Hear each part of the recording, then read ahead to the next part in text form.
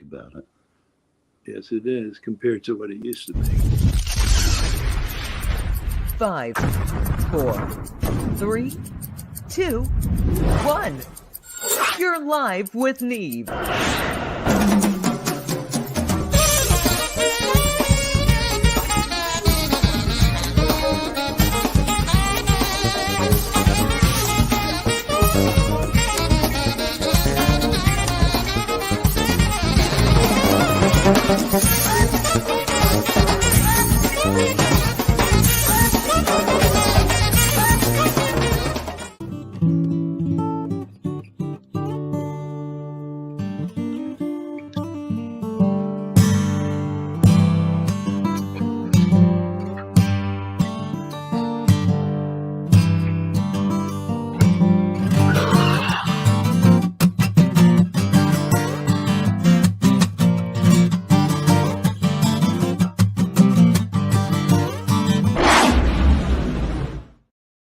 All right.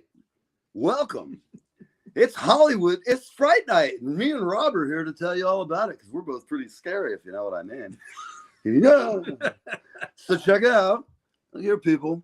I'm going to do a little dance for you. How's that sound? Oh, boy, it's a scary thought. That's better. There you go. Yeah. Any rate, lap dances are extra, people. So I'm sorry, but you are here. You're live with Neve. I'm here with Rob Neller, and we're talking about the Highlands Horror Film Fest. Did I give it the right title? Yeah. Highlands Horror Film Fest, October 7 and 8 at the Highlands Borough Community Center.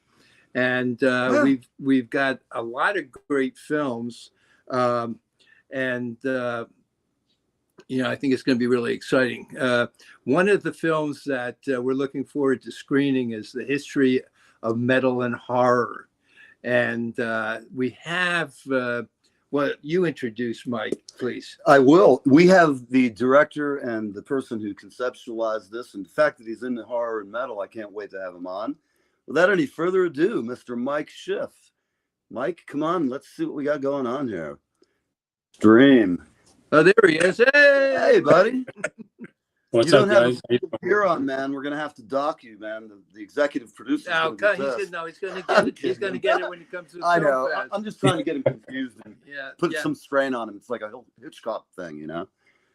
So what's going on? Not much, man. Just just dealing with a little sinus infection now. My kid came home with a bug 2 weeks ago, and you know how that goes. You know, it just spreads like wildfire, and turns into a sinus infection. And I'm on the antibiotics, so hoping to kick it before the weekend so I can be in good shape for the festival. Excellent. Right. I was just wondering, we haven't had a chance to talk yet, but I was kind of wondering, how did you come up with this, and what motivated you to make this excellent documentary? So in 2014, I attended Kirk Hammett's Fear Festival convention out in California, and my friend and producer on the film, Robert Lucas, he's friendly with Kirk, so he was able to bring me on board to actually help do some work at the festival, and I had full access to the whole place and everything, and it was pretty awesome, to be able to hang out with Kirk and Corey Taylor and Charlie Benante and a lot of the other guys that were there, and of course we're all friendly with a lot of the horror guys like Tom Savini and Doug Bradley and guys like that. So basically what Kirk wanted to do was put together a festival where, he brought together his two favorite things, heavy metal and horror, and put a big show together. So he invited people from both worlds to perform and participate in panels and all this kind of stuff. So after the weekend, I realized that there hadn't yet been a documentary on why there was this strong connection between heavy metal and horror. Like, why is it that people generally, if they're into one thing, they're into the other, and why do they go hand as well as they do? So I was talking to Rob, and I said, well, maybe it's a good time to do a documentary on this connection. So between a lot of the contacts that we already had, we were able to start approaching people and asking them to participate and sit down for interviews, and it just kind of kept I can't tell you how excited the more you tell me about this. It just sounds great. I'm hopeful I see some friends on there, and I've been a musician for a long time, and Unfortunately, I'm a drummer. I like to hang around with musicians. Neil's been dropping names this afternoon. I said, well, you two guys can, compete. I'm from Tampa originally, so I know like a bunch of the metal bands. They're not my best friends, but I've encountered them in the wild and at the studio when they were recording and various things. And Cannibal Corpse, before I moved to New Jersey, the last tour I was going to go out as a drum tech on was for Cannibal Corpse. And at the time I'd gone through a divorce and maybe I needed a trip on a bus for 3 weeks with 3 bands on one bus. Yeah. I decided that I would pass on I love going to Europe, but 3 bands on one bus. I'm an old guy. Just a little too much, the one bathroom. He needs his own bus. I need my own bus, definitely. Nobody wants to be on my bus either, trust me. Yes. I'm loud, I'm obnoxious, and God knows what goes on that thing. He's a monster, man. But so what sparked your interest in horror, man? Did you just grow up as a kid with comics and stuff? Yeah, I had comic books when I was a kid, but my dad really got me into horror when I was really young. So he was a fan of the old, original Universal monsters and right. So Bela Lugosi, etc. Yeah, so at home it was, Frankenstein and Dracula and the Mummy and all this stuff, and then I'd watch a lot of the stuff on TV, and of course on weekends, on Sundays especially, there would be shows on Channel 9, Channel 11, a lot of horror stuff. Right. Creature feature and I think things you were like too that. young for the Channel 9 thing. I know, I'm surprised. That's amazing. Yeah, and I'm 47, so there was still a lot of that stuff going on. But he's still a kid. He's still a kid to us. I feel weird though. He doesn't look like a kid. He kind of looks like a kid. I wish I was a kid. My show's aimed at boomers, man. I have a bunch of the old ladies, man. They're gonna dig you. You're gonna be like getting hooked up tomorrow. I hope you don't have a relationship because it's ruined as of tomorrow night. The scanty chicks will be popping off the bus, and it's gonna get crazy. It's rock and roll, man. Just tell her it's okay. It's all for the movie. It'll be fine. Tell her Uncle Neil said so. Okay. But yeah, it was a lot of that when I was a kid, and then when VHS was available, then it would just be going to the Dollar Day store on Sundays at my video store, and I'd rent 5 horror movies every weekend, and just nice binge like crazy. So and then I'd just be with my VHS just recording horror movies on on TV when they came out. Oh, right. You were a real nerd. Like I used to do all that kind of crap. Yeah. Same thing with music. I'd steal as much as I could to avoid having to buy a record. But then I realized I could buy records. I got a paper route very young, like 8, to buy records, and here I am 60 years later. Well, this reminds me of how in the 1950s they were J. Edgar Hoover was saying comic books are ruining our youth, and you're saying VHS ruined your youth. Yeah, I love it though. Ruined my youth. I think it Well, we see it as a plus, but the authorities are a little less. For sure. Do you have I'm curious about your technical training. Do you have a degree in film? Have you just become an expert? How's that work out? I started doing film stuff in junior high. Okay. In the Bronx, and so they had the I started doing animation, so they started doing animation programs, little 8mm cameras, and would do that. And then when I got into high school at John F. Kennedy in the Bronx, also they had a film program there, so I can actually major in film in high school. Excellent. Cool. So and they had a horror film history course there too, which is pretty awesome.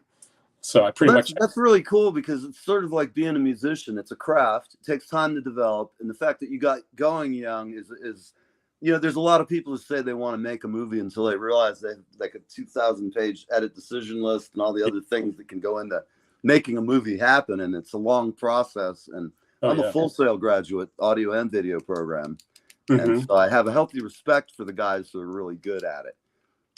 The reason I'm deaf now is my focus has always been on the hearing and the elements, height, depth, and width of the sound for a movie or for whatever, Foley or just rock and roll, banging. Well, Neil, it's also because you fell asleep with your head on the speaker. Being a drummer, having like guitar amps and then a big monitor because I also sing.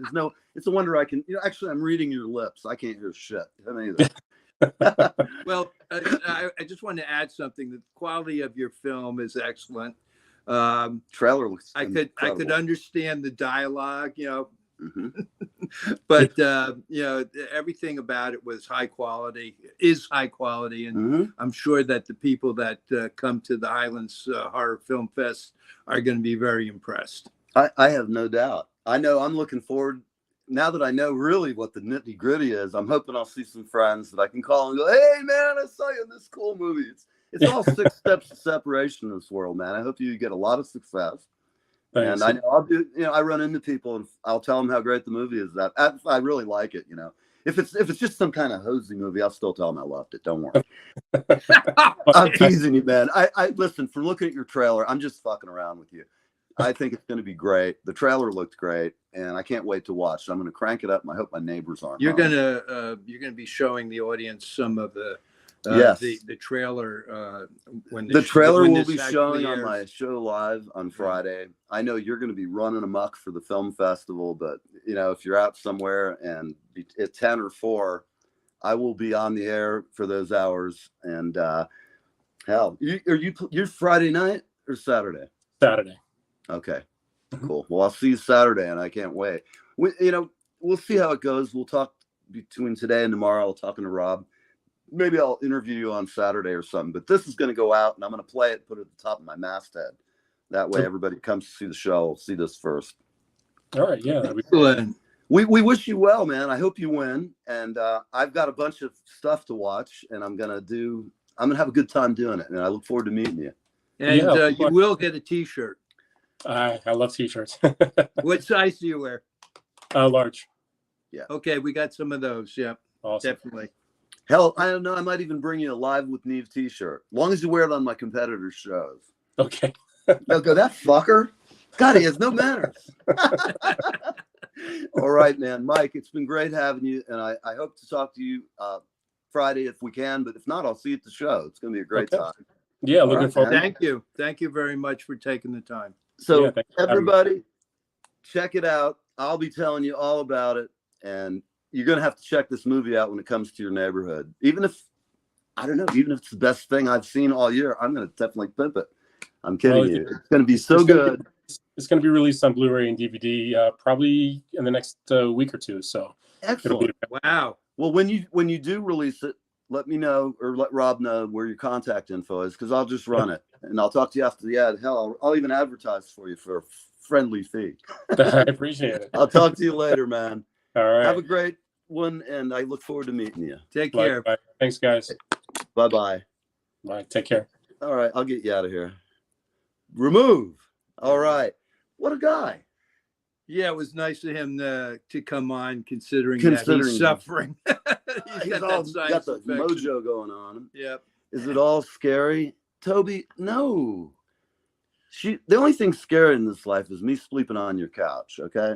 Other than that, you're doing okay. This is the girl from Wilshire Boulevard. Okay. We love you, Toby, and I'm going to, you never know. We'll see what happens. Maybe you can watch it with me, be one of my co-judges. There you go. All right, we're out of here, and let's get some music playing. Gotta go, everybody.